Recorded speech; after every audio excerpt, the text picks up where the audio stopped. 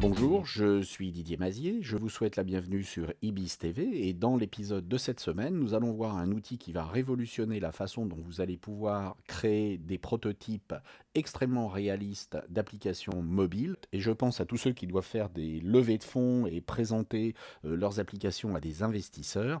Vous allez avoir quelque chose qui sera entièrement fonctionnel sur un téléphone portable.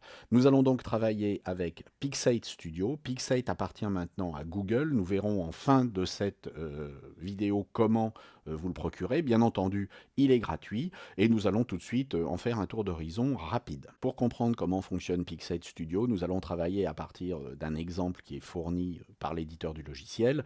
Vous pourriez tout à fait créer un nouveau prototype à partir de rien et consulter à partir de ce même écran des tutoriels qui sont fournis également par l'éditeur. Nous allons donc ici créer un fichier qui est basé sur un exemple où il y a déjà des éléments qui sont mis en place. Si nous cliquons sur ces éléments, vous voyez qu'ici nous avons une arborescence à gauche qui représente ce qui se passe. Ici nous avons une information. Cette information se trouve à l'intérieur d'un container et nous avons ici une photo qui se trouve être l'élément sur lequel on pourra cliquer.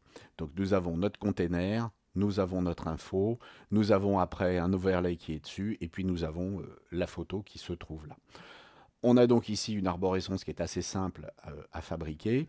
Nous avons ici à gauche des interactions, des animations, et à droite, nous avons des propriétés et des animations. Bien entendu, ici, je suis en 1280 par 720, donc tout ça est un peu tassé. Avec une résolution supérieure, vous aurez une vision beaucoup plus complète de toutes les palettes.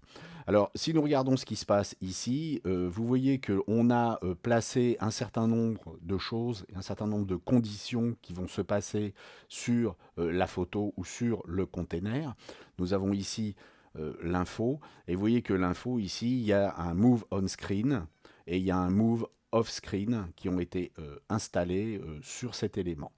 Comment ça a été installé? Eh bien, tout simplement, lorsque l'on va taper sur le container numéro 1, c'est-à-dire le container qui contient cet élément, le container qui se trouve ici, lorsque l'on tapera ici, eh bien, on aura cet élément qui va rentrer dans l'écran.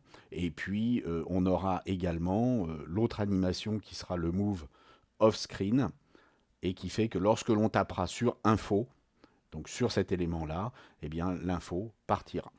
Et nous avons donc le moyen ensuite de vérifier en temps réel comment tout cela fonctionne en connectant des périphériques. Une fois que vous aurez lancé Pixate sur votre téléphone portable, eh bien celui-ci apparaîtra dans la liste ici des devices. Vous voyez que le téléphone apparaît et je vais pouvoir ici approuver ce device. À partir du moment où j'aurai approuvé ce device, je vais pouvoir faire fonctionner la maquette que j'ai mis en place. Vous voyez que ici, dans Pixate, je retrouve mon ordinateur. Je vais pouvoir cliquer dessus et aller chercher le prototype que j'ai mis en place.